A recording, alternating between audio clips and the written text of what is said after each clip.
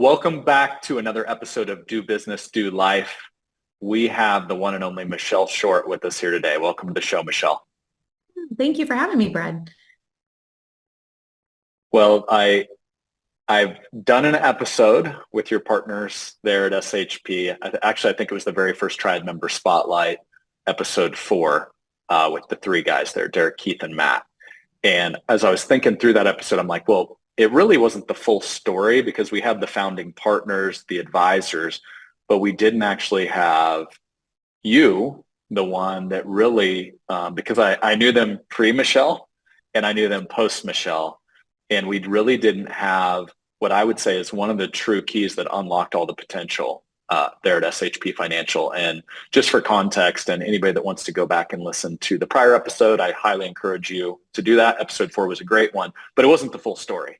So now we're going to get the other side of the story, and that was really 3 sales guys that had big hearts and had a want to serve, but they were sorely lacking in execution and follow through and operations and the ability to build out a team to build something bigger than the 3 of themselves. And I know you're very humble and you're going to downplay this because that's who you are, but that's my very objective third-party opinion because I saw the whole thing go down. So anyway, Michelle, as we get into this conversation, we'll have a little fun just because we always have fun when we chat. And right before we hit record, we were like, Emily, who produces the show on the backside, we were talking about, you also knew Brad pre long hair and post long hair, and you have very strong opinions on this subject. So anything you would like to share with the audience, who many of which saw the old show where it was very clean cut, Yeah. parted, all of that. Now it's not. So go ahead, lay it on me. What do you got? Let's just get it out of the way. Just with plaid with a shorter haircut, and I think one of my questions was, when are you cutting it? But you seem very happy. So I guess it's starting to grow on me a little bit. I think it was, if I really dive into my own psychology, I think, and I'm curious if you felt this on the female side, definitely the guy side that's like kind of the young financial advisor. I think it's almost like you've got to act the part before you know how to play the part. And it's, I remember going to Dillard's, the local mall here in Topeka, and getting my first 3 suits right when I got in the business. And I had to get a tie. And then the next thing I know, it's like, okay, I got to get a pocket square and some cufflinks and a nice pair of dress shoes. And I like to dress nicely. But there's a little bit of pretend game being played because I'm a pretty chill dude. I grew up on a farm, I'm an athlete. And so I like athletic wear. And I think the hair was just the next evolution of that, of just came out of COVID, grew it out a little bit like everybody. And then has left my prior life where I felt like I kind of had to be buttoned up all the time, to where it was startup mode. Let's go change an industry. Let's kind of be a little bit rebellious.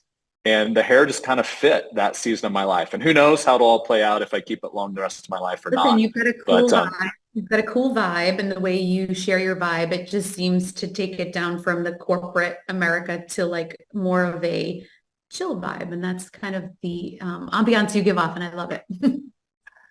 Cool. Well, enough about me. This episode's about you. So let's, many are unfamiliar with SHP. They didn't grow up alongside you like I did in the business. So let's give, you've got the 3 partner story. For those that want to hear it, go back to episode 4. But I'll kind of set the stage, and then I'd love to hear your side of the story. Like I said, actually at the time it was 4 partners when I first met the guys. Very kind of insurance focused practice. This was 2011, 2012 era. Call it 8 to 10 million of assets a year among 4 selling advisors. So yeah, decent numbers, but nothing that's going to blow anybody's doors off, right? And a small team, maybe 5 or 6 is what I remember, as far as on the ops side or basically non-selling advisor side.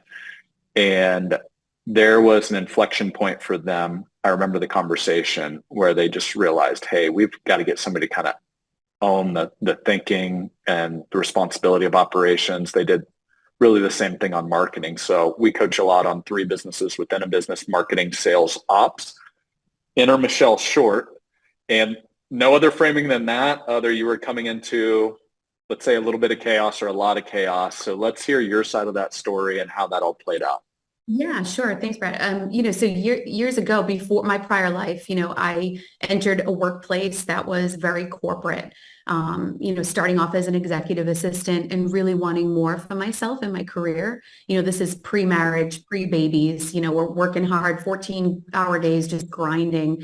And I worked my way from an executive assistant level all the way up to a senior vice president of a firm. That's what drove me every day. I grew a firm from 12 to 52. I was told, the next level for you would be the COO role. Fast forward, the person went from a private held company, sold, and now we're a publicly traded company. So that was a big mind shift for myself. I went through a lot of acquisition, learned a lot, and that's a pivotal part in my career. I really learned a lot then. But then my position was eliminated once the sale happened, which was devastating to me, right? I've now grown myself as a person. I started having a family. We were married. We had a first daughter. And I was like, wow, I don't feel like I belong anymore. What am I going to do? And those days of grinding, the corporate America, the traveling, I was just burnt out completely. So I decided to take 4 months off and try to figure out what I wanted. I interviewed, got some really great opportunities and offers, but it just didn't feel right to me. Fast forward, Keith Ellis, one of our partners, his wife was my hairdresser. And I'll never forget a conversation. We had kids the same year. And she said, my husband could use somebody like you. I wish he could have somebody like you. They just need to take their business to that next level.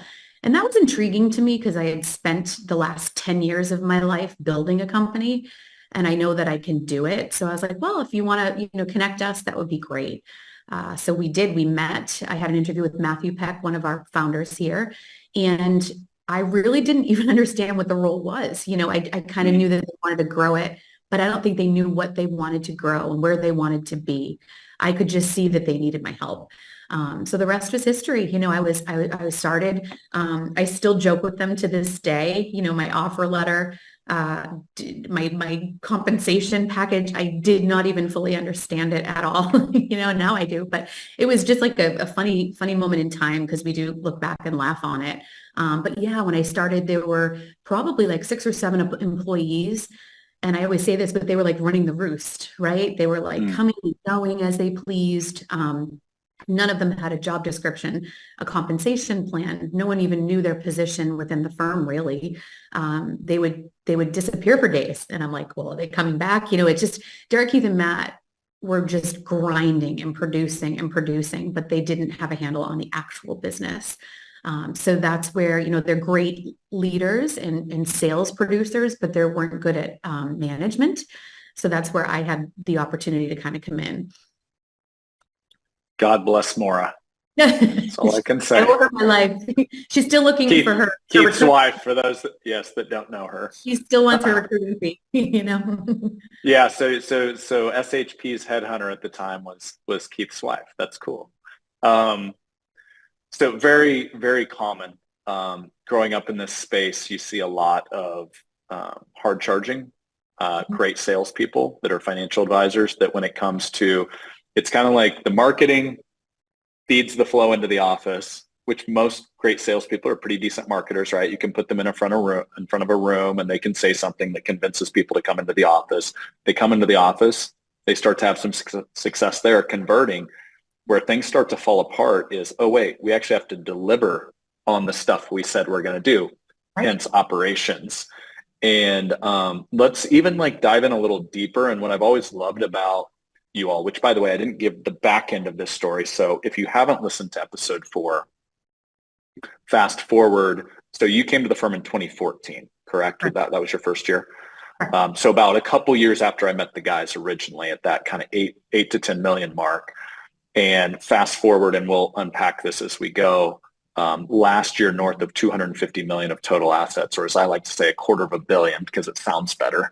Quarter of billion assets gathered organically last year, not mergers and acquisitions rolling firms up, which is very uncommon in this space. And now have built the team. What is the official team member? Shipmates, as you call them? How many? Yeah, we call them shipmates, and our 44th employee is starting Thursday of next week. Cool. So that is less than a decade after you've arrived, which is insane to go from like 10 million-ish a year to 250-ish. And there's a lot of evolution that's happened along the way. But let's go back to the very early days, because I promise there's some advisors right now, like that's me right now. I'm kind of running in, I'm the advisor in charge. I'm getting pulled in 500 different directions. There's not enough for me to go around. I'm kind of starting to burn out. And I'm like, how?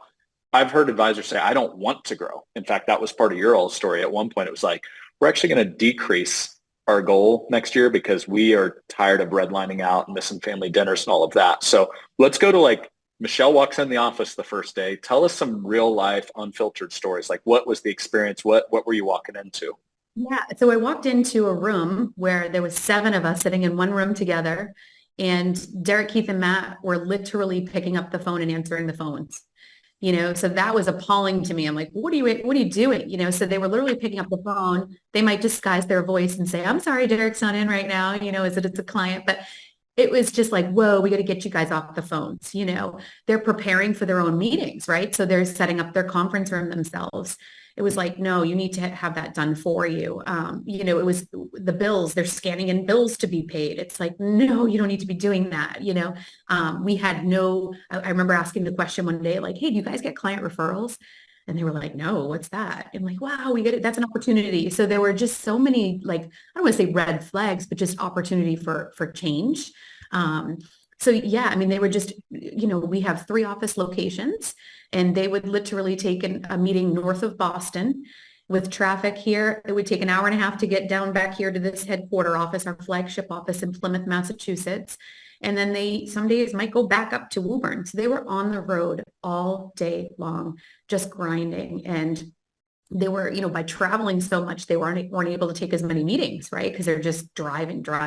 And then they might do a workshop that evening, and their kids were really little then. And I remember us sitting in a room saying, something's got to change. The kids aren't going to be this age, forever. I don't want to be, they're in the office 9 to 5 every day, even longer. And it's like, they just didn't, they weren't able to step back. So it was nice to just be able to, start coming up with a plan with them to get them maybe out of the seminars. Back then they were all doing the seminars together. So it was Derek, Keith, Matt giving up a night so there's 3 families that are impacted, and they're driving and doing the workshops at night. It was just a grind. So the theme I'm hearing there is just, I'm not going to sugarcoat it. 3 sales guys running around all over the office, running around all over, driving around all over to multiple office locations with no plan in place, lack of structure, lack of organization, and kind of like lack of thinking about how do we actually want to design this by default. It was happening by default versus design. Absolutely. And and at that point too, to back up, and again, you may have covered this in episode 4, Matt at that time was the only one that was series, 65 licensed. He was the only one that was licensed. So Derek and Keith would show up, to a client meeting and maybe take, the insurance side of things, but they had to bring Matt into the meeting too. It was so inefficient. So now we've got 2 advisors, just because they had to be in the same room together. So in I think it was like 14 and 15, Derek and Keith ended up getting their license. So it worked out. So we slowly chipped away at it, but they were just grinding. Yeah. And it was not pretty. What was the culture like back then? And because there is a culture. I mean, there's good cultures, there's bad cultures. So walking in that first day or 2 or week or 2, what was the culture? What was the experience? What was the vibe in the office? Beautiful office, gorgeous office. And like I said, you entered the door of a room with 7 of us, and it wasn't so glamorous, right? So you could just tell everybody was just grind at their computer on the phones all day.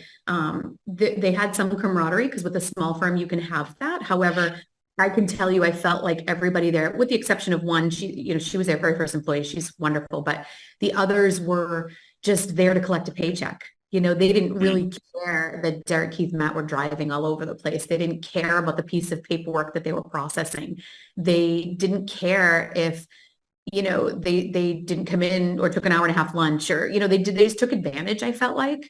They didn't have Derek, Keith, and Matt in their mind when they were making some decisions throughout the day. They were just like there to get a paycheck. Oh, it's 5 o'clock. Let's get out of here. It wasn't like I'm going to stay and help them because I feel bad for them. Like there was just no I don't know how to explain it, but there was just no, they weren't bought in. They weren't sipping the Kool-Aid. Yeah. Yeah, like a job versus a career. Absolutely. Yeah. Yeah. Just clocking in, clocking out, and when can I get out of here sort of mentality. And they didn't know what they didn't know what they should be doing, right? Because remember now, as I mentioned, they're not great like managers, right? So, Yeah. I don't think they had the luxury to sit down with their employees at that time and be like, you know what, this is really the whole process we should be doing for the client. It was just like do. There was no vision. They didn't have time to create the vision. They didn't even know what their vision was. Yeah. What I see oftentimes, Michelle, it's not from lack of want to, it's Right. lack of time.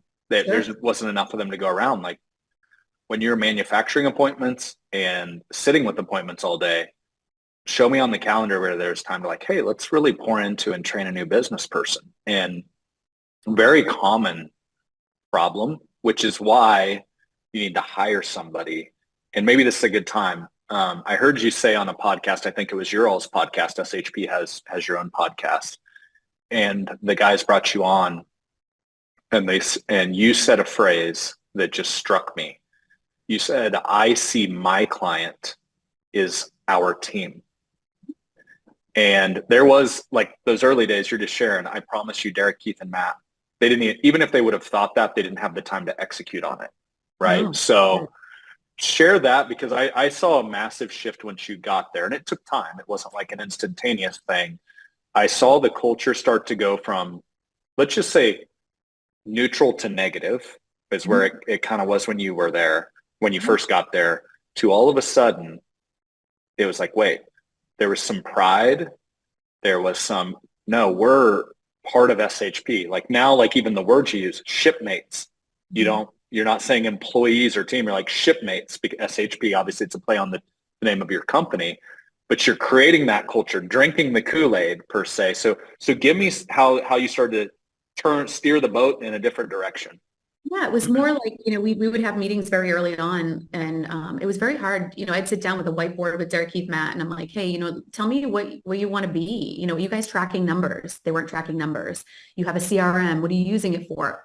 A Rolodex. We're not giving any reportings from the CRM. We don't know where our ROI is. We don't know why we're doing some of the things we're doing. We just see them as, sometimes they go to a conference and it was like a shiny object in marketing and like, I need to do that, right?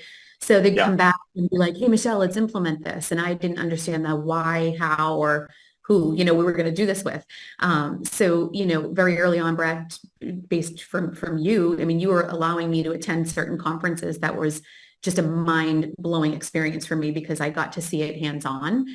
So, I'd go to these events and be like, we really shouldn't do that yet because we have to do these two things before we can do that. Or, so we sat down and whiteboarded, and I literally said to Derek, I remember, what don't you want to do anymore? Matt, what don't you want to do anymore? Keith, what don't you want to do anymore? And I made those my goals in the first year. It was like, I'm going to take everything you don't want to do anymore and I'm going to own that, or I'm going to find out a way that we can get that off your plate. So we sat down with the team and we kind of just said, this is kind of the direction we're going in. Some employees we did let go, and some employees left on their own because they didn't want structure. They didn't want to be exposed, if you will, of what they maybe weren't doing. So we really cleaned house and we slowly started adding folks. We added, somebody to come in and just do paperwork, new business paperwork. Her name was Katie. Katie's still with us today, and she worked with me in my past life. Very attentional. Oh, really? Very cool. Yeah, I took still her. She's awesome. So she's an Enneagram 1, super detail oriented, follows the rules, doesn't like to steer away from that. So Katie is just perfect for this role, right? So she's coming in, doing all the paperwork, calling the clients. They weren't, you said earlier on, it's like this commitment that we make to our clients, and we weren't even upholding our end of the bargain. It's like we tell our clients we're going to do a client review. I don't know that we were really doing a formal client review then.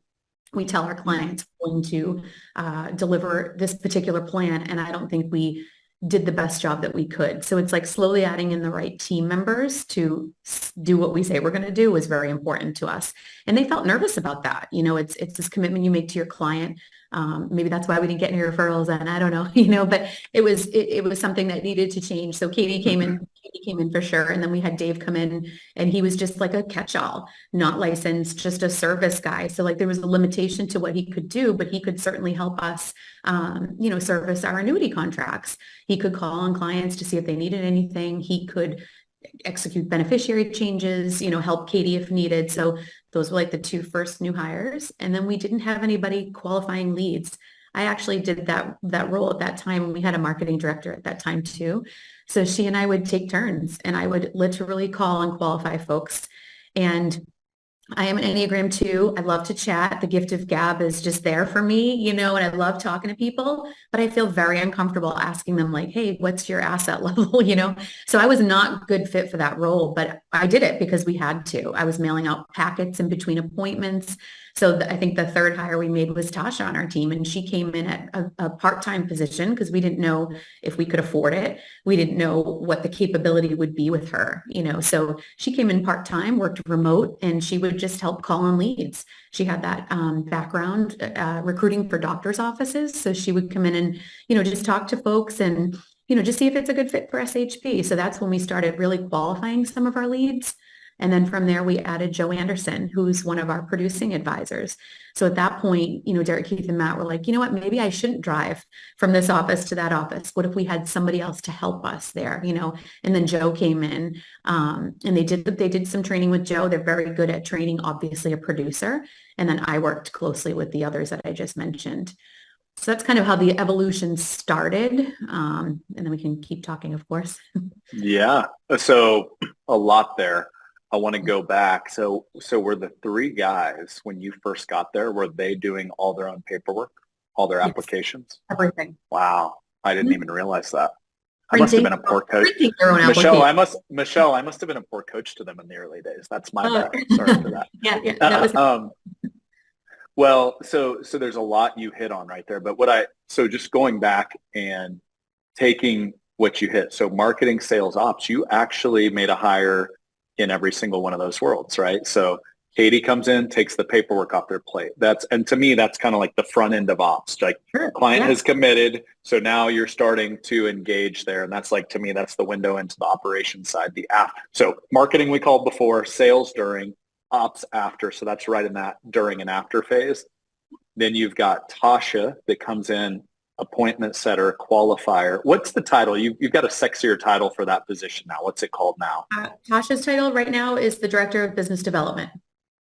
Much cooler than appointment setter, which she's developing business. I love that. So now she's on the front end on the marketing side. How do we do the before and get them to the during, which is into the office, and make sure it's the right fit, people you can actually help.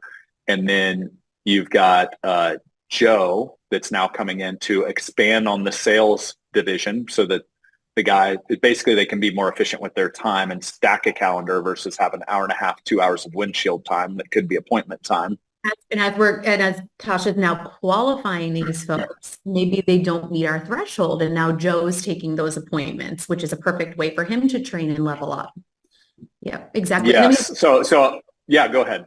Well, there's a lot here, so right. I'm trying to like hold back, but yeah, keep going. And Giselle was the other one too. So Giselle was at the front desk. She was like our director of first impressions, greeting everybody, making the cookies, sitting everybody down. She'd help out with seminars, but it was like she was going through the motions. It's like, why were we doing what we were doing? So now we're starting to build our little story of what we want to do as a firm.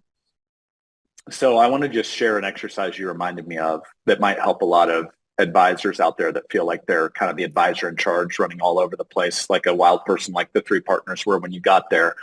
Dan Sullivan of Strategic Coach, big fan of his. He has this phrase, what if procrastination was a form of wisdom?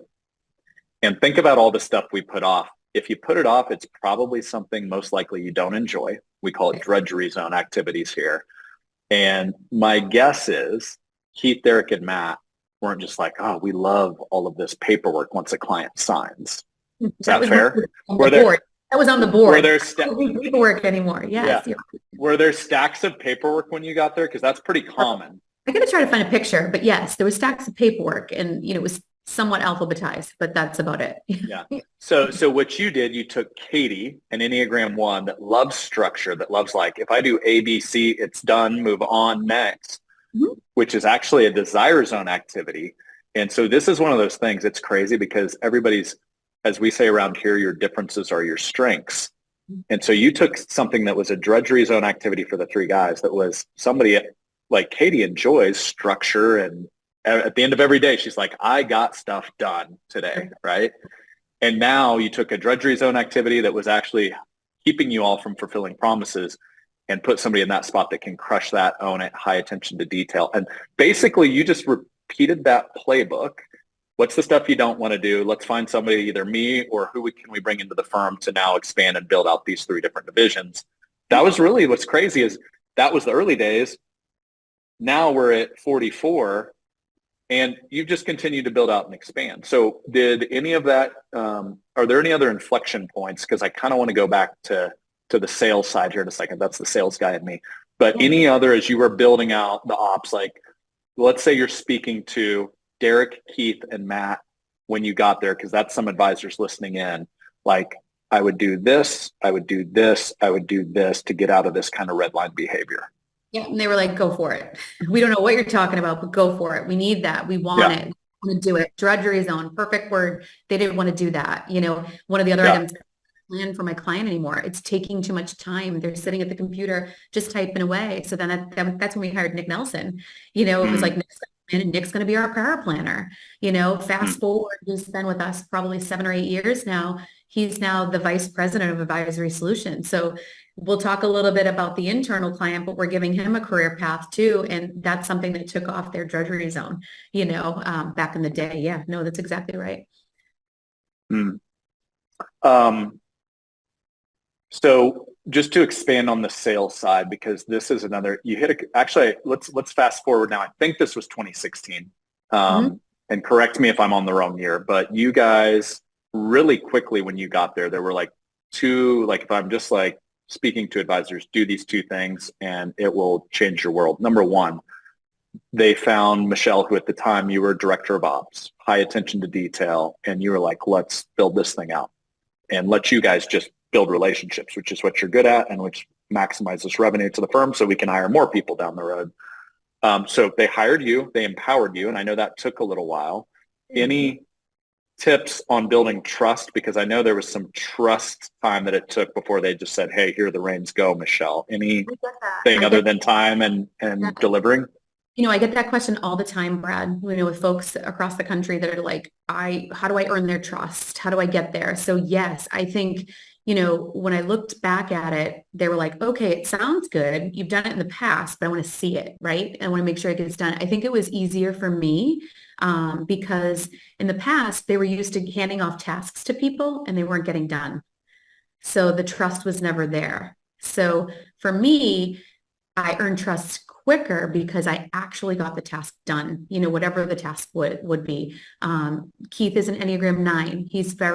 Can't make decisions. Yeah, you want that? Great, go do it. You know, so he was very easy. Matt saw my structure and it was very easy. Derek and I, you know, we took probably the longest, you know, and Derek he's like the more financial side of things, more the marketing, the TV face. But no, over time, I earned his trust. And I think it just stemmed to the fact that I actually executed on everything that they asked me to do.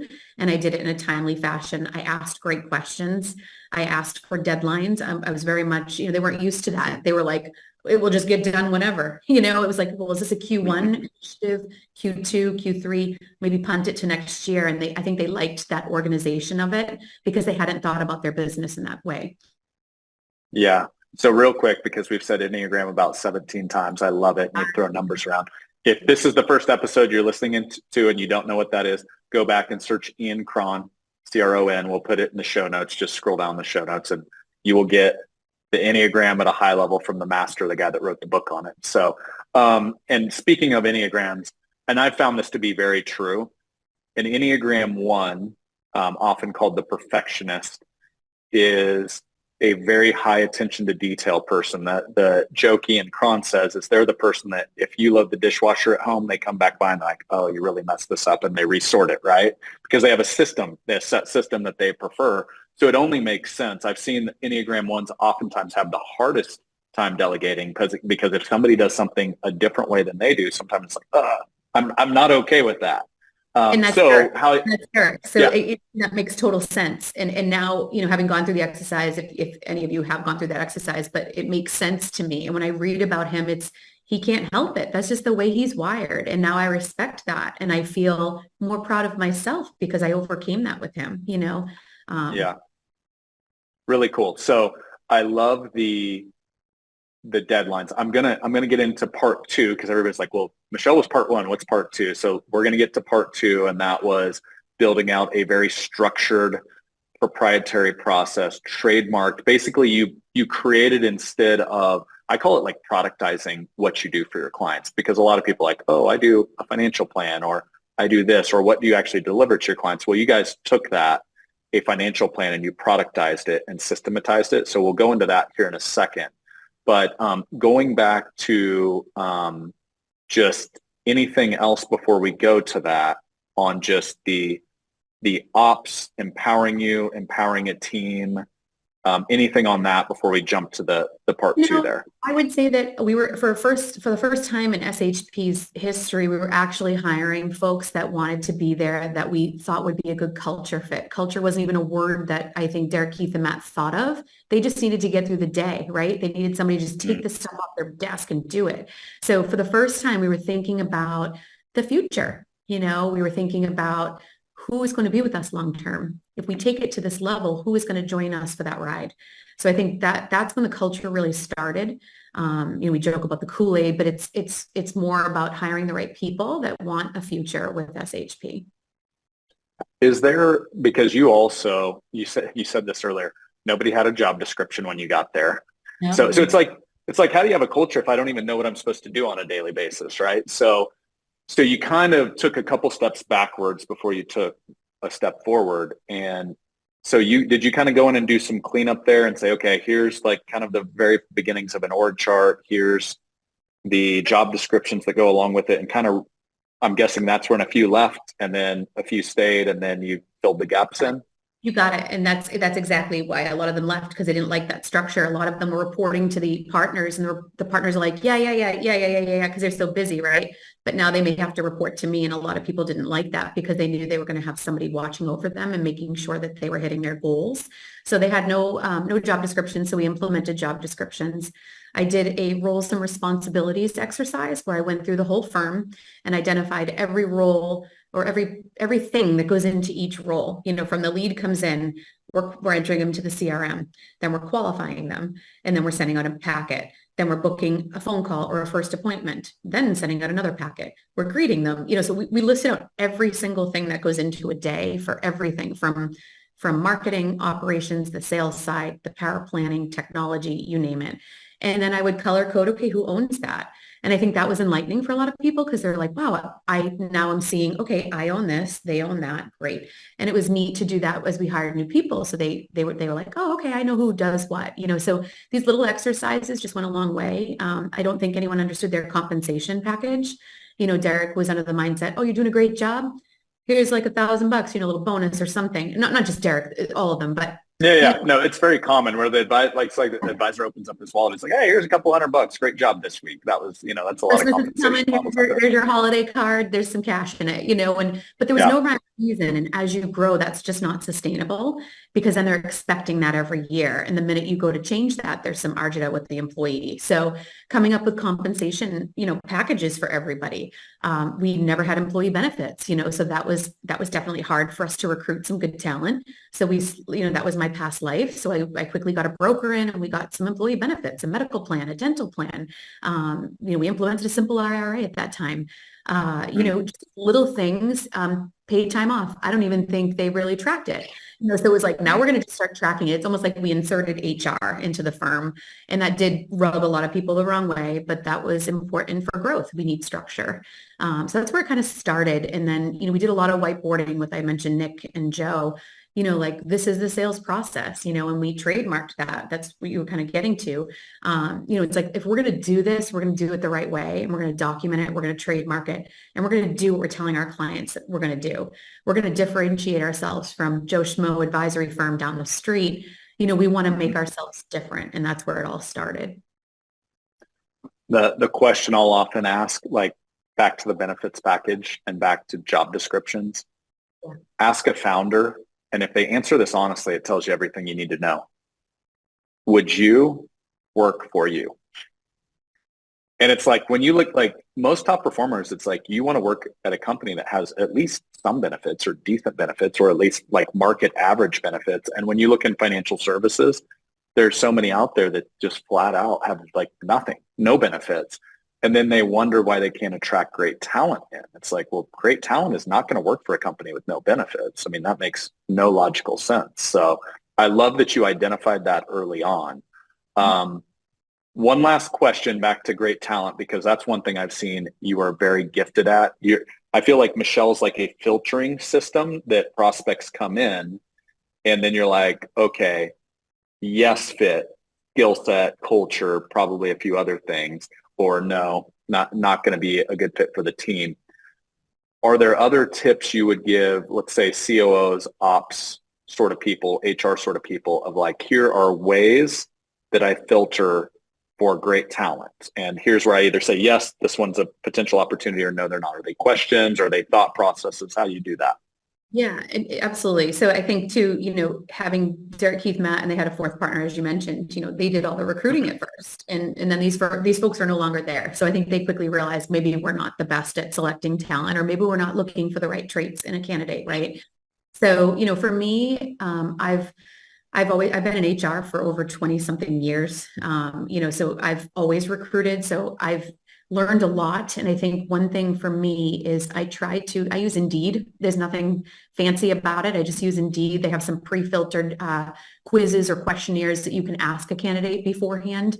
But I'll post, it used to be free. You'd post an ad. Now you have to throw a little ad spend in there. But I would post the actual job description. I literally took the job description and posted it on Indeed.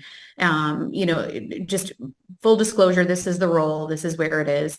I usually do phone interviews with candidates before they actually come in.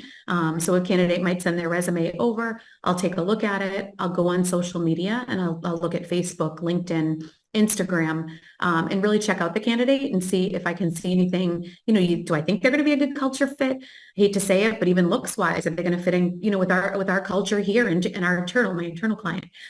So we'll take a look there. And then from there, I'll do a phone call. I had one candidate, he looked fabulous on paper. And the minute I spoke with him, he interrupted me throughout the entire phone interview. And I'm like, wow, he's going to do that with a client. So he was, while he looked great on paper, it was just that initial phone call that saved me a lot of time, and I didn't have him come into the office. But from there, I usually have them come into the office, and I never interview alone. I always interview with my team. Our team it's not just my hire, it's the whole team's hire, and I need it to be a good fit with everybody. So I'll usually pull in different folks. I have a nice little questionnaire, give it out to everybody. I say, hey, pick 2 or 3 questions that you want to ask, because some folks are like, I don't know what to ask, so I kind of prep them with that. And they ask a couple questions, and then I wait for the response back. Usually if a candidate doesn't respond like a thank you, I put them lower on the totem pole. I do not bring the advisor, the founding partners, Derek, Keith, Matt, I do not bring them into the interview process until the very last minute. Very early on, there weren't many of us. There was like maybe 10 of us. So I might, if I thought the interview was going fabulous, I might step out and say, hey, Matt, can you just pop in for like 5 minutes just to get like a gauge? Now, as we're bigger, I have the luxury of having more people in the interview with us. But I do have them, come back for a second round if I feel like they're great. And in between the first and second round, I usually give them a quiz of some sort. We just did this. We're hiring a advisory solutions team member right now. So yesterday I just administered a quiz to them, gave them a fictitious client situation. And I said, take your time. There's no wrong answer, but come back with what your recommendation would be on their plan.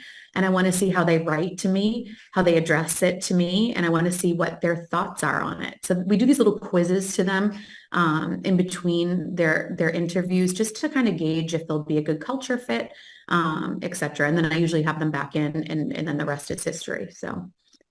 Love that. Are there any questions back to, let's just focus more on like the story you said of the guy that was just interrupting you nonstop.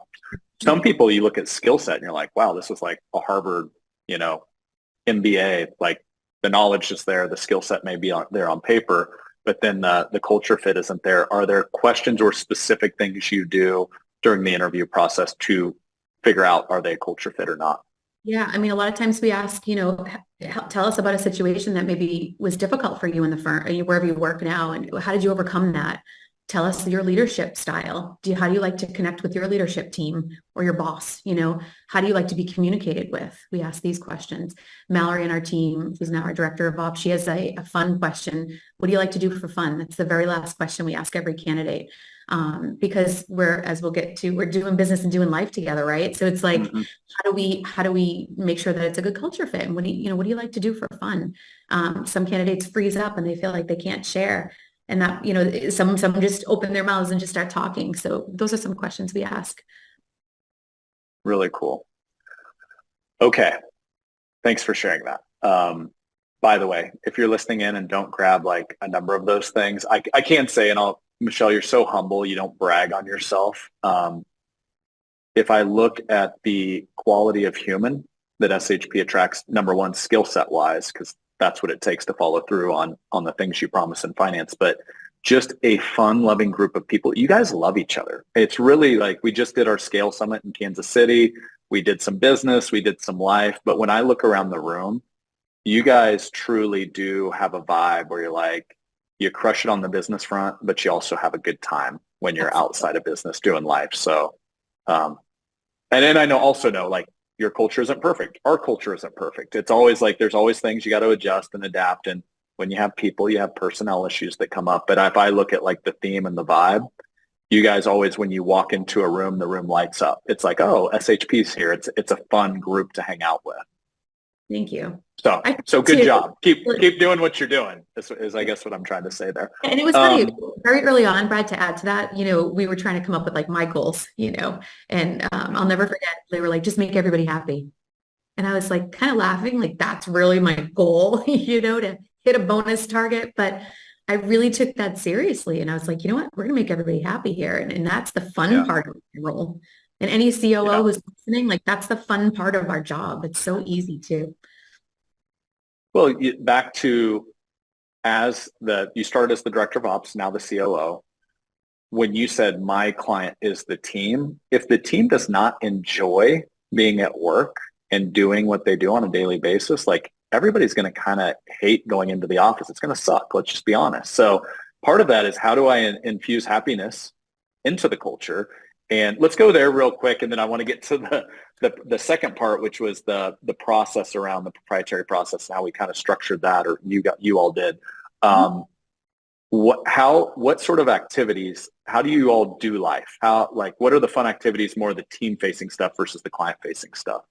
Sure. Yeah. So I was, and to explain a little bit or elaborate a little bit on what you mean about like the internal client, that's my client. I'm now a COO, so I'm more behind the scenes. And yes, I see our clients every day. I'm hugging them, saying hello, but I'm more behind the scenes now. And so, my client is the team. I want to make sure they're happy. I want to make sure that they feel like they're communicated with, that they have a job description, that they know what they're doing. They know what's expected of them. They know where their career lies. I want to make sure they're healthy. I want to make sure their family's happy. I want to make sure we can support them in any way we can. So that's kind of why I say they're my internal client. I always refer to them as that. But yeah, we do a lot of fun things together. So we have Monday morning meetings every single Monday. And we share our numbers. What new business did we bring in? We have it every single Monday. And it used to be back in the day where I ran these meetings, in front of everybody and just showing everything. But now it's so neat because it's evolved into every team reporting in their information, and they feel so empowered and feel so happy to share everything that they're doing. So the new business team will I go in first and say, this is everything fun that's happening this week. This is what we might be doing with Triad, or we have a seminar tomorrow night. Oh, did you see Nick just had a baby? And I put pictures on there, and I just give the state of the union of SHP for that particular week. Then we go into the new business section. So Zach on his team, our director of new business, and his team put together all the numbers. So they're tracking all of our new business, life, annuity, AUM, and we have some fee-only clients too. So he's tracking all that, and we set targets at the beginning of the year of our goal and then our stretch goal. So we're reporting in every single week how everybody's doing. How is the sales team doing with their goals? What are their closing ratios? What are our closing ratios as a firm? So we're sharing all of that. And then we've got the marketing team. They're sharing, how's our podcast trending? What were our TV results this week? Radio, we're back on radio. What's that look like? What events are we having? Jamie will give a nice update on, what events or seminars we're doing, what she needs from the team for that. Mallory's our director of ops. She'll give an ops update. This is what's going on with technology. This is what's going on with this. We need to start doing this with the client experience. She'll give like a nice update there. Tasha and her team with new business development, will give an update on the leads for the week. We have X amount of first appointments, second appointments, connection visits, all that fun stuff. So she gets everybody real excited about the week ahead. And then we've got Erin in compliance. She's given a compliant update. If there's anything we need to know from the SEC standpoint or whatever, she's giving us nice updates. And then we've got the investment committee is giving some updates. So we give everybody a chance in the firm to really showcase what they're working on and share. And from that meeting, we track, like I mentioned, our goals and stretch goals. But if we hit our goals as a firm, then we'll close the office in the summer and we'll have a really nice, fun summer outing with the staff. We'll go off site for the day. They get a free day off. We give away some really cool swag. We've done like custom Nike sneakers for every employee where their employee numbers on the back of the Nike sneaker, which is really fun. Last year we had a Maui Gym representative there. We revealed the curtain and he was there with all these sunglasses and everybody got to pick out and fit themselves for the perfect pair of Maui gyms. So we do real fun things and make it really a fun experience for the team. And then if we hit our stretch goals as a firm, we actually do an incentive trip with each team member and a loved one or a guest. We've had the luxury of hitting our stretch goals 3 years in a row. So we've taken them to Nashville, we've taken them to Cancun, Mexico, and the last one was in Aruba. So fingers crossed we hit this year. But we work really hard. It's not just the producers that are producing to hit these numbers. It's the new business team that's processing the paperwork. It's the ops team that's supporting the client experience. It's Tasha and her team qualifying everybody. So it's a team effort. So everything here is team.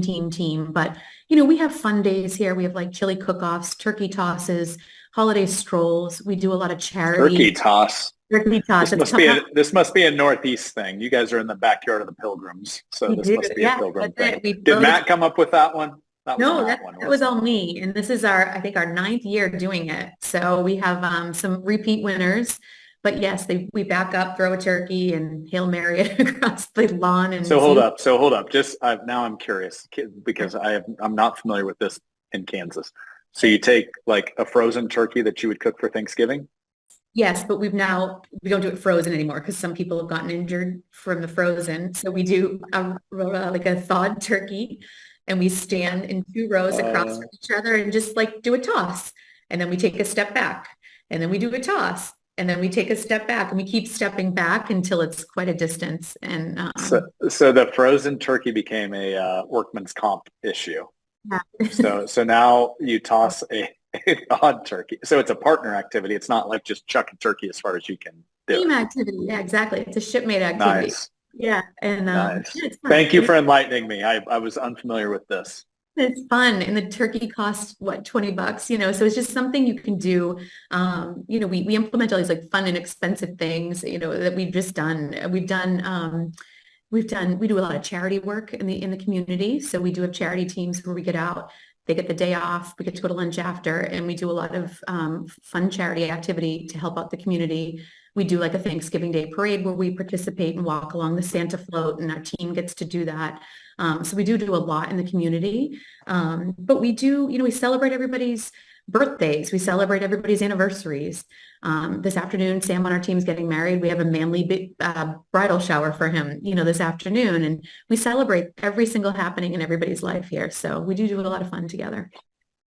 I love that. I noticed something when you were going through the Monday meeting.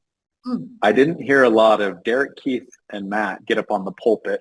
And I know that can be a thing where the founder kind of, let's just say, monopolizes the weekly meeting. By the way, guilty. Sean and I have done this at Triad before Kinsey kicked us off. But why is that? Give me your reasoning of why it's not just a founder sitting up there kind of directing the troops. Not their meeting. It's our meeting. It's for us to keep the charge and keep going and really showcase our peers, so that's really what it's about. That's where the culture change, I think, is for us. It's more about the team, the guys have their limelight with the TV and the radio and all that fun stuff, but this is like a neat time for the team to bond and really share what we're doing each day with our workload. Derek, Keith, and Matt sometimes come to it, sometimes they don't. They have other things to do too, and sometimes they sit in, and sometimes I'm just emailing them, this is this week's numbers, but they do chime in every once in a while, but for the most part, it's just our meeting. It's not required. Yeah, I want to take one more meeting off their calendar, one more meeting off their calendar. So. Tell me if this is fair, because this has been a awareness thing. Prior life, I led a small sales team, 5 or 6 people. And then as Triad has gone from 0 to approaching 70 team members now in 3 years, what I realized when you go from like a team of 5 to a team of 10 to a team of 15, it would almost get to this stage where like Sean and I would be like, oh, it's Monday morning meeting. What are we going to talk about? And we were like on demand, figuring it out, a day or two. And I know a lot of founders have been there where they know they're supposed to do some form of a Monday meeting. They're the one in charge of it. And then with busy schedules, it's like they haven't prepared, or maybe there's travel, so the meeting doesn't even happen at all. And what I saw for you all, there was this big shift where it's like, no, the meeting always happens. This is a recurring meeting, and you remove them because it actually, to your point, wasn't serving the team. It was kind of like almost like a politician getting up and making a speech sort of deal. And I know we were guilty of that. So what is the blowback from the team? Like if you look through the team lens, and every Monday it's like, here's the founder like saying whatever he came up with the prior weekend. How did that impact the team prior? You said it right. I mean, it's like the guys were just checking off the box, like, oh, we got to have a team meeting, so I think consistency is key. So we have them every Monday, and everybody knows that they're here, and it's mandatory. And if they're not in this office, we have other offices that call in, because we have some folks work remote. We have some in a different location. So it's mandatory. Cameras are on. It's mandatory. I want to see them. I don't want to see a black screen. And yeah, I mean, it's just consistency. I think that's the big thing. Doing them, say you're going to do them. And I don't want them knowing, like, they don't, how do I say this? I don't want them knowing everything, because they have the right people in the seats to run everything, if that makes sense. So it's like, yeah, I want to tell them this is the numbers this week, but they don't need to know it Monday, Tuesday, Wednesday, Thursday, Tuesday, Wednesday, Thursday, Friday. Mondays, I want them to come in and be like, here's your debrief. You know what I mean? It's almost like our report card to you of what we're all doing. You've relieved them of those duties. Back to the drudgery zone. It was their drudgery zone before. Don't pull yourself back into the drudgery zone you wanted to get back out of in the first place. I love that. I want to hit one other thing. You keep spurring other thoughts just going back through your journey.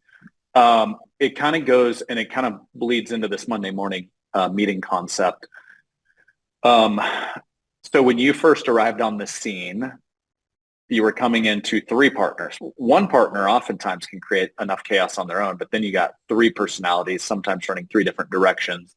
I believe it was pretty quickly after you got there was a weekly founders meeting, because one thing I know about visionary hard charger founding advisors, the brain's not going to slow down. The idea factory is not going to slow down.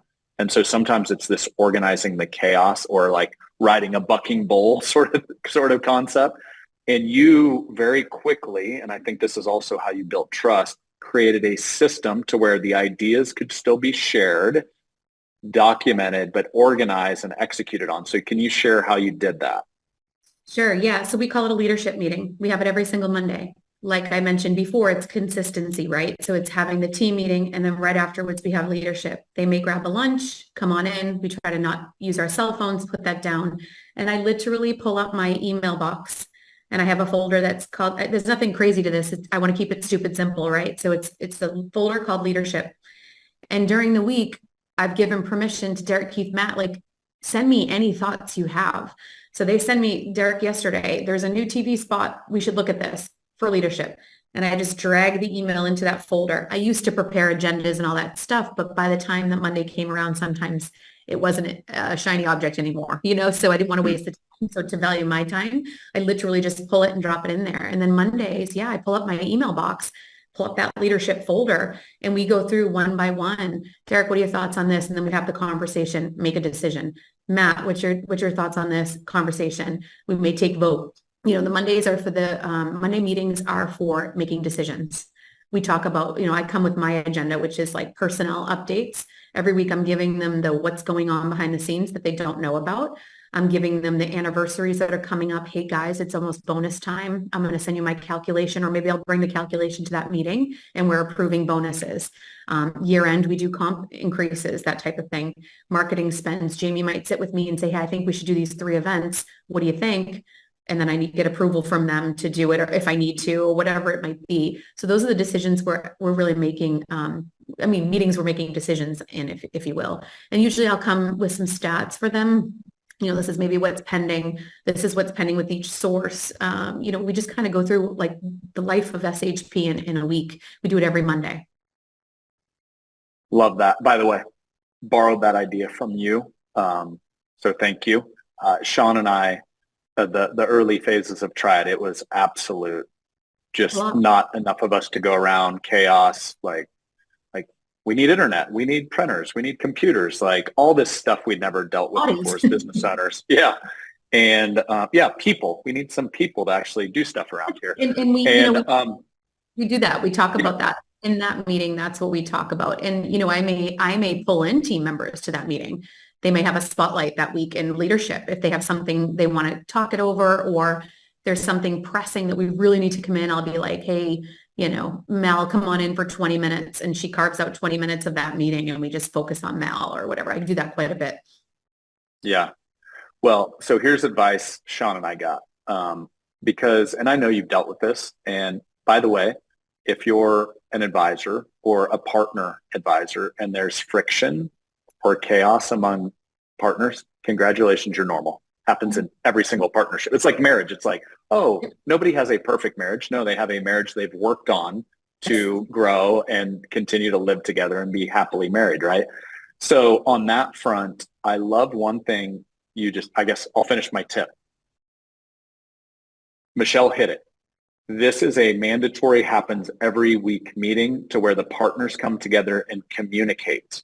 It's all about communication. At one point, there was so much going on in our business. Sean and I did that meeting 3 times a week because it was moving so fast and there were so many decisions to be made. And I'll tell you, the friction, if you have that as a partner, typically comes down to lack of communication. So amp up the cycle of communication if you're struggling there. And I found that to be very helpful. You shared one other piece of advice there, Michelle. You said sometimes the shiny object idea is not such a great idea a week later in that Monday morning meeting. And most advisors are quick start visionaries, which is a blessing and a curse to a business. So I love that there's a holding container for ideas. And now a week later, that was just my crazy idea on a Saturday morning. It's actually, I don't think we want to go with that. So how has that played out to keep you guys from kind of the whiplash of crazy ideas or quick start ideas? You're exactly right. It's like a placeholder. You know, I talked earlier on about earning trust, like you want to earn trust with somebody, because if they say, I want to discuss this, it doesn't just go anywhere. I actually bring it up on Monday and we discuss it. And you're right. Sometimes it needs further research, or sometimes it's not an idea anymore, you know? And sometimes too, they'll send that to me. And if it's something that's, I'm trying to get an example, something that needs a cost, I might do a little research for it so that when I come into Monday, I can be like, hey, I looked at that. Just so you know, the commitment is this and the cost is this. And Derek might be like, no, you know what? Forget it. Or yeah, let's move forward with it. So they're sending this to me and I'm doing a little research. I'm vetting it out. And again, that just equals trust, right? Because I'm getting it done because he can dump off his brain and focus on something else. Yes. Well, I've seen where most founders struggle. You can't put it's like a fire hose. You can't just cap it because it's just going to explode. It's like the ideas don't stop. But now if there's a place for the ideas to go where they know they will be addressed later, Sean and I are the same way, to where it's like, okay, we're going to, because man, in the early stages, there'd be like an endless text string on the weekends. And now you're not doing life because you're just, business never turns off, right? So we used to do the check. You're exactly, I'm glad you just brought that up, Brad, because we used to do that. And then it was like, oh, it's Monday morning. I don't even feel like I'm rested, you know? So we try to eliminate on the weekends, in the emails, so we do a really good job of that now. It wasn't always pretty, but we've gotten to that point and evolved with that for sure. I love that. Okay, this time's flying, so I'm going to move on, but this is such an amazing episode.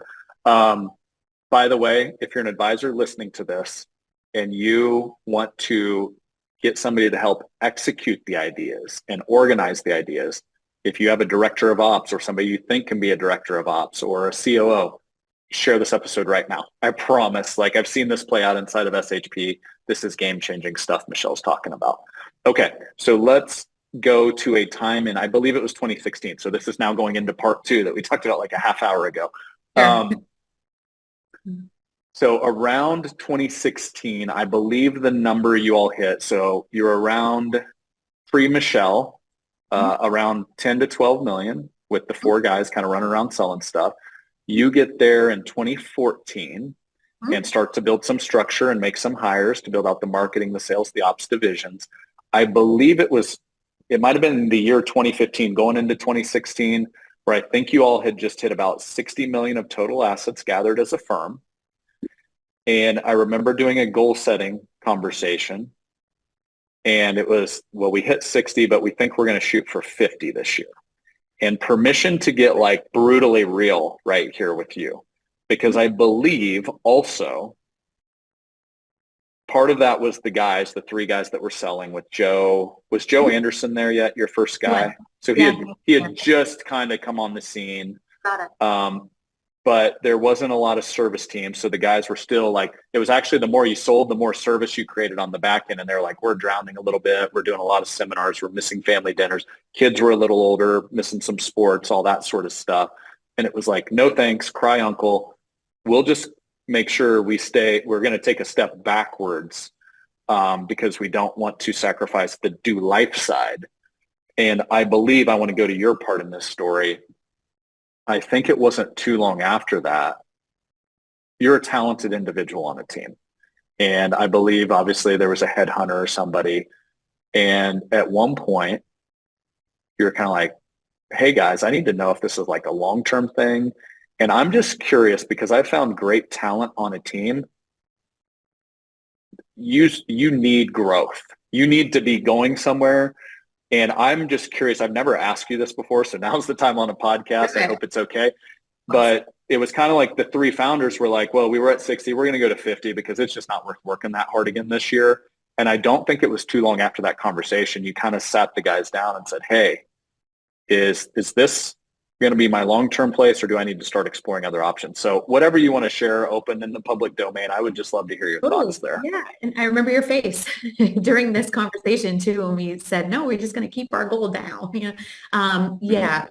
It was like, we're building, but are we really giving our client the service that we say we're going to do? I keep saying that because very early on, it's tough. You don't have as many people. A lot of people are wearing many hats, right? So we kind of took a step back and we were like, we're going to decrease our goal because we want to make sure everything is ticked and tied and we have people in the right spots. And it's not all about, it is about growth, but it's about growth as a firm, not just growth in numbers, like getting more client households in. It's not about that anymore. Yes. And there was frustration, on me, like, where are we going? There was not really a vision. We didn't have yes. I didn't know where we were going. It's like, I'm just plowing through every day and I'm taking more off their plate, but I wanted to know what my future was. So yeah. And that's, I think, that kind of leads us into, I think 2017, 18 is when I got promoted to COO. And it was very enlightening for the guys because they were like, oh gosh, don't leave. I had been, yeah. I'm approached quite often with other, opportunities. And there was one that, it kind of sparked my ear and I was like, oh, I wonder, but it didn't feel right for me because I loved what I was building. So it worked out great. And I'm glad we had to go through that exercise. We talk about it still now, but it was very enlightening for the guys because they're like, wow, you're just going, but we're not giving you what you need. Right. So yes, you're taking stuff off our plate and you're doing, but we need to give you and that's when they kind of were like, here's the full reign, go, you've proven you do it. And I think that was a pivotal point for SHP because from there, we're just rocking, we're we're just, you know, we're at 165 million right today of closed business in 2023. We've got 45 million pending. I think we're going to hit our stretch goals.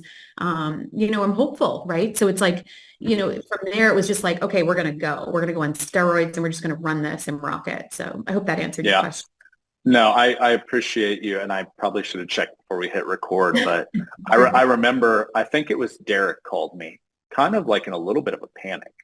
Yes. And number one, first off, great talent on any team, you better put something in front of them they're going after that serves them on the business front and life front.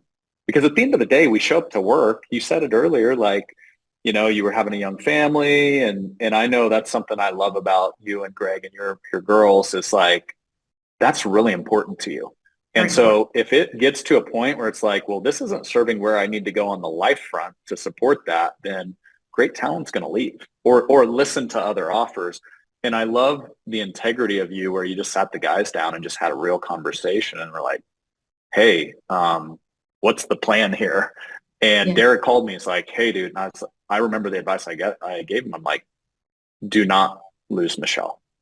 You need to sit down and have a real conversation, because I was fortunate enough. I was sitting in a chair where I was seeing hundreds of, you know, top performing financial services firms all around the country. And I knew, unfortunately for those guys, and very fortunately for you, there's not a lot of Michelle Shorts out there that care this much, that are intelligent, that are going to love on the people. And I love that was like the next evolution of you, like, I'll call it renewing the vows at SHP. And that was really cool to see what's happened since then. So I think good lesson, if you're listening to this and you're a founder, it's one thing to attract great talent. It's another thing to keep great talent. And you said the word, so let's go into vision. I remember Cameron Harold came on my former show, hasn't been on this one yet, probably need to hit him up again. But he wrote a book, Double Double, and there was a chapter in there called Vivid Vision. And I remember that was shared with a whole room of advisors. And you were like one of 3 firms that I think actually followed through and actually did the exercise, which was kind of the 3-year vision. So let's go to that, because that kind of takes us into this next phase of SHP, I feel like, where you've gone to today. Yeah, and I agree. Like, thanks, Brad, for letting me share that too. And it's part of our story now, right? So Derek, Keith, and I, we reflect on that a lot. So I'm really proud of where we are, and I'm so thankful for them for giving me the opportunities they have. But I'll tell you, Cameron Harold is a star, and I became a quick student of his books. And you know, I think around then Matt Peck thinks a lot like this too. It's like, where are we going as a firm? And that was a good exercise that we had to go through, because I didn't know where we were going, right? So it's like, if I don't know where we're going, the team doesn't know where we're going. So we sat down and literally came up with, this is what the next 3 years are going to look like. Matt kind of spearheaded this. He loves this stuff too. So it was really nice to see what was in Matt's head, you know, and then we brought it to leadership and we worked on it together. It was like a little project that we had together, and each Monday we would chip away at it. Derek would give his input. Keith would give his input, myself. And we would say, you know, like we came up with, it's called our 3-year Vivid Vision. And we do it every 3 years. We're on this 2024 will be our 3rd one. So we've been doing it for a while now. And we'll outline, like, in new business, this is how many people we think we're going to need to support this. You know, we kind of have this calculation of what we think we need. You know, last year was like, we want to acquire a CPA firm. We haven't done that yet, but we've had some conversations with firms about it.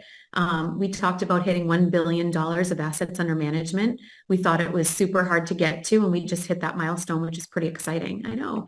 So it's like, you know, you put goals on paper, it happens. And the team sees that and they buy into that. And, you know, I sit with all new hires here and just talk about what our vision is. And I'll tell you, they're like, wow, my firm that I came from doesn't have this. You know, it is very, and it shows that we care and we want to make sure everybody is a part of that vision. It's very important to us.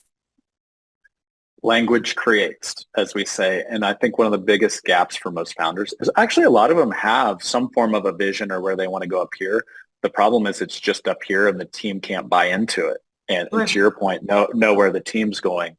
And I remember, if you don't mind sharing, you had 3, I don't know if you call them core values or principles, but I remember 3 came out of that. Do you mind sharing those? Because I think it can, at least if it's an advisor listening in out there, can kind of start the wheels turning a bit. Yes, we call them mantras, right? So they're Mantras. Okay. worked with like an Etsy shop to develop the coolest looking logo for our mantras, and we have them posted in all our offices. So they're on the wall, so everybody walks by them every day. They're at the bottom of their compensation schedule, so they can be reminded of it every quarter when we're meeting on bonuses or annually. But the first one is do your job. It could be a little Bill Belichick back when the Patriots were good, right? You just just throwing it out there. Yes. But no, I won't. I'm gonna let the joke opportunity just go by because I don't want to interrupt your flow. Keep rolling. Yeah. And my daughter, by the way, said, I love the Chiefs last night because Taylor Swift is that whole thing. So that was funny. But yeah, do your job. I'm proud of her. Yeah, I'm sure it would be. Yeah. So, do your job. Come in. Just come in and do your job. There's no drama. There's no need for drama. Check that at the door. Just come in and do what you're here to do. Don't get all up in somebody else's business, like just focus on what you need to get done. Yes, you're a team member and you can help out team members, but just come on in with the mindset you're just going to come in and rock your job that day. Another one is don't be lazy, no shortcuts. This is huge, especially from a compliance standpoint. Don't be lazy. Do the right thing for the client. If the client needs and deserves a phone call, pick up the phone and call the client. Don't just hide behind an email. So just do what's right for the client always. Don't be lazy. Here at SHP, if you want to go talk to a team member, don't hide behind an email. Just go over and talk to them. So that's a big one. And then our last one is, keep calm and carry on. The market can go up and down and clients can call in and be a little frazzled by it, but keep calm and carry on for our client. Just be that calm voice for them. And same with our internal client. If somebody's having a really bad day, just keep calm and carry on throughout the day and make an appointment with whoever you need to make an appointment with internally to kind of talk through things, but just stay calm and always be a leader. So. And what I love about your culture, that nobody is immune to that. I've heard Derek, one of the founders, called out on that. I saw one time where I was fortunate enough to see this one where, and by the way, what I love about all three founders is incredibly successful, but unfortunately, sometimes that leads to growing egos in our space. And they're the same three guys I met back in 2011, 2012, before all this success happened. And I love that about them. But I was fortunate one day where Derek kind of took a little shortcut on a referral and kind of changed the normal appointment process. And Laura on your team, who's on his service team, called him out on it. And I was fortunate enough there to watch the roasting live. But I love that about your culture. Nobody's immune. Nobody's above this. Like all of us need to live by this. And that's like our language, right? So we call people out on it. It was Derek, in that particular instance, it was a client referral. He thought it was a layup. He kind of half-assed the appointment, if you will, kind of just went through with the minimal. And like you said, you witnessed it. But those are our core values. And we believe that as a firm. It's posted in our office. And we talk a lot when I'm recruiting too. We're bringing new team members on. We talk a lot about that with them too. Yeah. Well, the vision is for your existing team and where they want to go. But what's crazy when you pull that into the recruiting of like, here's where we're going to go. They're like, I want that. My firm doesn't have anything like that. Exactly. So it's cool how it applies to the other side too. Okay. So, man, this has gone fast. So let's rewind to that 2015, 16, where we did 60. Now our goal's 50. The thing that I remember from that phase that was eating the selling advisors alive was, we make this McDonald's analogy a lot, so I'd be missing an opportunity if we didn't. But so marketing brings them in. That's the people lined up at the cash register. You had at the time, I think, 4 cash registers, right? Because you had the 3 founding partners. Joe, was Mark there yet? Mark might have been there. So maybe you had 5 selling advisors. Exactly. You had maybe 4 or 5 selling advisors. So think about McDonald's if you're listening into this. And you've got people at the cash registers. That's the sales, like the transaction is happening. You already talked about Nick in the back building the plans. That would be the version of the Big Mac. But what was eating you guys alive was this service thing where you make the sale and back to fulfilling promises. My analogy is like the free refills back in the day when we were growing up, McDonald's. You never went in the paying customer line. You always had the little like side where the drive-through person would just kind of like, throw you a refill when you needed it. But you would have been the equivalent of a McDonald's where the free refill people were jumping right back in the paying customer line. And so now half of Keith or Derek or Matt or Joe's or Mark's lines were free refills. And they're like, I can't even bring on new revenue because it's just taking care of people that are already a member of the firm.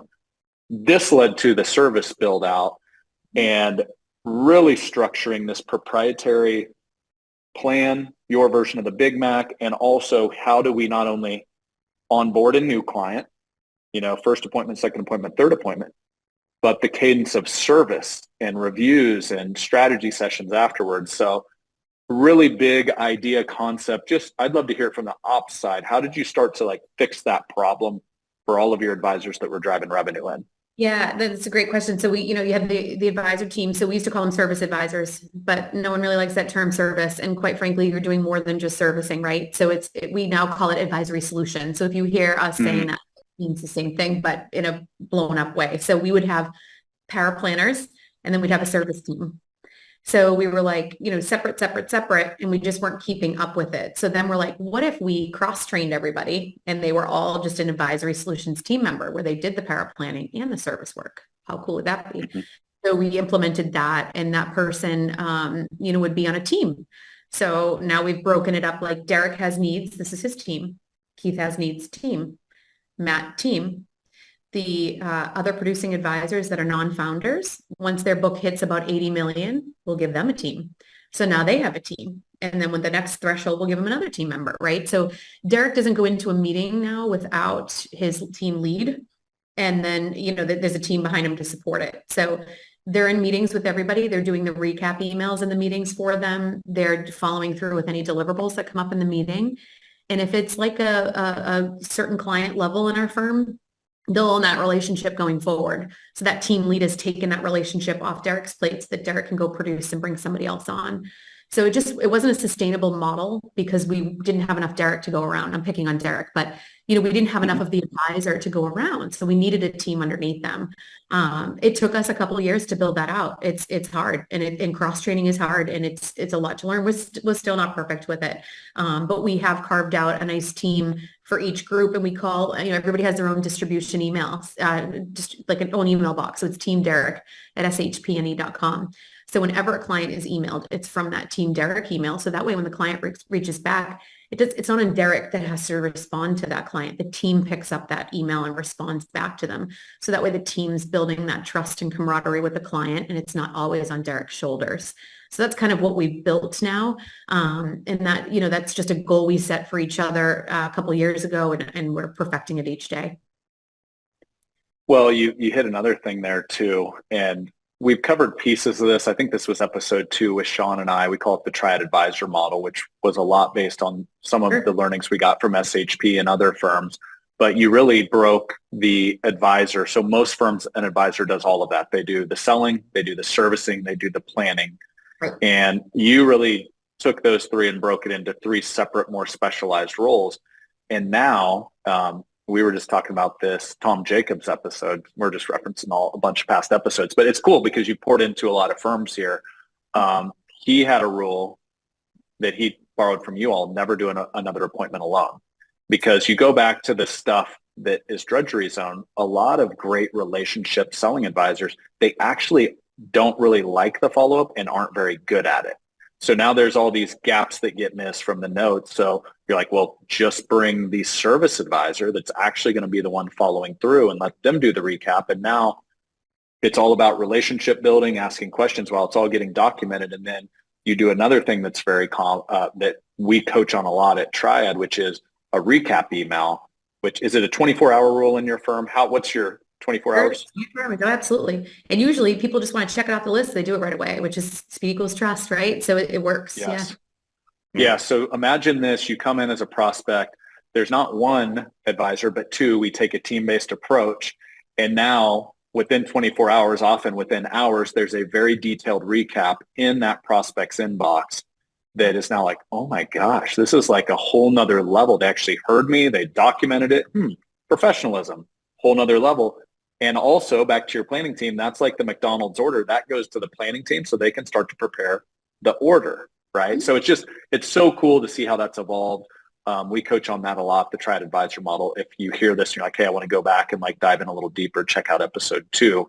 I want to hit something because we're getting limited on time here. So, and by the way, that also allows, back to your team inbox, I'm missing an opportunity.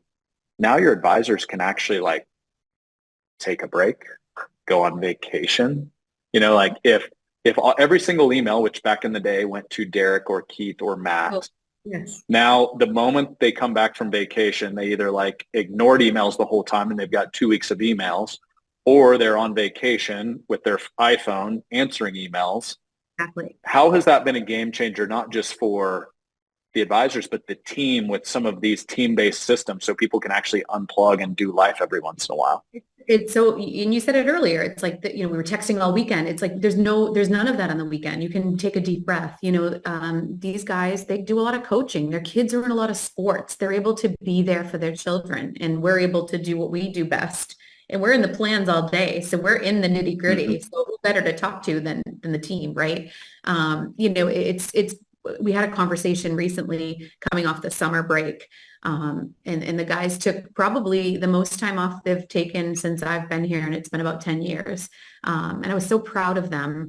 And I said, how did that feel? Like, how did that go? And even Matt took like 2 or 3 weeks off in a row. He's never done that. And they were like, we didn't miss a beat. Like, everything just kept going, and it felt so good. Like, everybody's doing their job.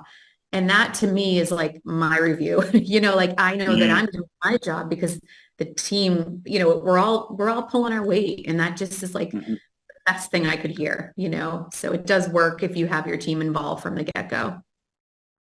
Not a big enough dream if it doesn't require a team, right? Okay. So we talked about this this morning, actually, as we were prepping for this conversation. And I've seen this. We've experienced this at Triad. Sales, and then so making the promise, selling, right? Transferring the trust, the belief of like, here's how we're going to better serve you than where you're currently at now.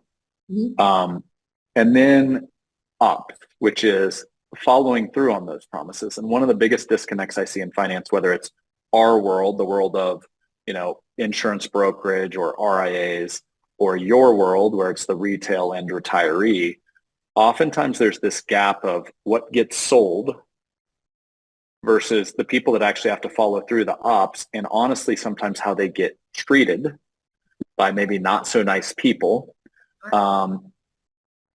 You all have done a really cool job as you laid out the vision, said, here's what we're about, and here's what sort of clients we serve, how you actually kind of like hold the line or have a standard there. Triad, and I'll share maybe a story if we have time a little later. We want to be very true to our mission and what we're about as well. But let's talk about what happens when there's a not right fit client. I don't like the word fired because I think there's ego tied to that. Like, I fired them. We just call it transitioning. Like, hey, maybe this partnership wasn't meant to be in the first place. No fault, but let's just maybe you need to go somewhere else that's a better fit for you. And we're going to hold the line of who's a fit for us. And we don't believe this to be the right partnership. How do you navigate that on the ops side? Because I'm sure you've had a few of those, maybe some of those early clients that weren't the best long-term fit. Yeah, it's, and I would say we do a really good job with that here in our first meeting, having that conversation as we're trying to see if there's any connection. We call it the connection meeting. Is there a connection here? And the guys, if they're not vibing with the client, or the client just doesn't seem open-minded, they'll have no problem not really forcing the second meeting. They'll just be like, you know what, we're good. So it's like, we don't push the second meeting, I should say, if we don't need to. But, I think they do a good job in their verbiage. And I think we do a good job training, Chase on our team. He's been on the advisory solutions team. He's now becoming a producing advisor, which is so exciting to watch. And I even saw him doing it the other day. He had someone come in and they were just like wild, and he's like, I just don't know it's going to be a good fit. And he kind of just like, he identified it, and so we're all talking that language. But there have been times, I have one instance that I'm thinking of, that Derek had a client that was just talking poorly to Laura on his team, whether it be through email or on the phone, just a little aggressive, and he called him out on it and said, we don't treat our team like that. So if it's not a good fit, we have no problem parting ways. That's like our language. Transitioning is a great language too, that you just mentioned, but we have no problem saying that. It has to be a good fit. We just had a boat cruise on Tuesday night this week in Boston. We rented a big boat and had 200 clients on it. Our top clients, just to thank them. And it's funny, the feedback we've been getting is great. But one woman, I think she's on Derek's team, she's a client of ours. wrote to us yesterday and said, sorry for the delay. I just want to let you know we had the best time. And I saw all of my friends on the boat that I've met at previous experiences. So the fact that we're building this community of clients that are friends with clients and team members, like we just can't let that impact that culture that we have with our internal and external culture, so we have to have those conversations. It's just very important to us. Our clients are like family to us, they're like my grandparents or whatever, they're just family. So we just don't allow it. And luckily we don't have a lot of it, to be quite frank. Yeah. I think because the language in the first appointment, it really, solidifies. Keith had somebody come in recently from Cape Cod who was just a very stern person in the first meeting, didn't really push it. And Keith just kept going. And then he's just like, I don't want to work with them. So like, he'll choose not to follow up as much as he might with another first appointment or something, but that's very important to us. Yeah. I think there's a couple things there that you hit. First off, back to your team. One of the learnings that I've had over a few years now in business is if, as a founder or as an executive at SHP, if you actually move the client above the team, you will not keep and retain great talent, because that's really easy to see. Mm-hmm. I mean, I remember one time that I'm honestly, probably a little still scarred from, where I was asked hey, what's my opinion on this client? I'm like, not a good fit. And I had many real examples, not emotional examples, but X, Y, Z, not a good fit. And I remember my leadership at the time was like, well, we're going to bring him on anyway. And then immediately I knew where I stood on the priority stack, right? And there was a choice of revenue over team and the people that help you actually serve the client. And I believe it to be very true that team should always come above client. Not that we shouldn't have a heart to serve client and take care of them and follow through on our promises. But if we don't have a great team, we can't deliver on serving the client, right? And so if you mix that around, you're not going to have a great team, because they're going to know well, what I say here doesn't matter, or, I'm not poured into, and there's higher priorities on the list than me. And so I love that stance of standing for your team. I think that's huge. The second one that I love that you hit is how now, and by the way, let's get to the referrals, because this is really fun. These two tie together. You've got a community you've created of clients that you're serving at a high level. So you're following through on those promises, and they're good humans that you want to create fun experiences for, like harbor cruises. And I know you guys do a ton of different things to pour into to your clients. And now your clients are like, these are some of the best relationships I have as other SHP clients. And guess what leads to referrals? Do people talk about that? What percentage of your business last year came from referrals? Yeah, 32% last year. And I would say we're on target. Right now we're at 33 as of Q2, and I'm about to close Q3. I'm confident it will be in the 40s, if not even more. It's just insane. Wow. We had a client write to yesterday too. Mallory talked to Mallory and said, everybody on this boat, they're all happy. They're just all happy people. And it's we do business with happy people. We want to be with people that we want to be with, that it's just so important. And by the way, that's fun. It's fun. We're on a podcast called Do Business, Do Life. That's really fun when those two come together. Totally. So what was your actual number? So we're recording in 2023. 2022, what was the total assets that the firm gathered? Yeah, we had 255, I believe, 255. Okay, so I'm just going to do this quick math. Ish, yeah. So, oh gosh, I completely screwed this up. Sorry. You're good. So 81.6 mil-ish last year came from referrals. And I know you also drove a ton of business from existing clients too that, had more money come in, 401ks rolling over, all that sort of stuff. And so I think oftentimes we forget in this business, obviously we're in a very marketing driven business. You forget if you just love on your clients and actually follow through on the stuff you say you're going to do and serve them at a high level, your clients become your own marketing. So I love that. And remember, I said earlier in the podcast that we didn't even have this program started back 10 years ago. So how cool. Most, and I'm bragging on you a little bit, but most firms out there won't do 81.6 million in a year if they're just marketing like crazy. And you turn loving on your clients into its own form of a marketing funnel. We're like, this is awesome. Come join this really cool club that I'm a Yeah. part of, right? So cool. Well, I want to share something. Like I literally just had this conversation this week with the team, and same thing at Triad. What I love is all the similarities. This is why there's such a great synergy with SHP and Triad partners and everything we're all building together. But like we're committed to the same, and it's very not common in the insurance brokerage world, the FMO space, to actually say no. It's like, oh, you do 5 million, 10 million, 20 million, 40 million. Cool. Move the contracts over. And it's a very kind of transaction based, like do the business. We'll throw you some marketing, all that. And one of the things that I'm really proud of our team on, we've fortunately haven't had to do this very frequently, but we've had a couple like not great fits where maybe there was just, maybe we didn't communicate it right up front. Like we're not perfect. But when you say you work with a certain production level, but also want growth-minded, do business, do life people, I think the cool thing that I appreciate, I'd love your take because you're a part of the community. We now have 57 official offices that have joined Triad. And you were in Tahoe and at the founders retreat that we did back in August. And back to your client cruise story, I felt the exact same way. Like I was looking forward to this because I was like, these are my people. We're doing some cool business stuff together. We're doing some life together. But when you get somebody that's not a fit, that maybe they're just like, maybe they're not DBDL, maybe they're like bad to the team, maybe they're like, not super straightforward and transparent and like doing things that aren't a fit in the community.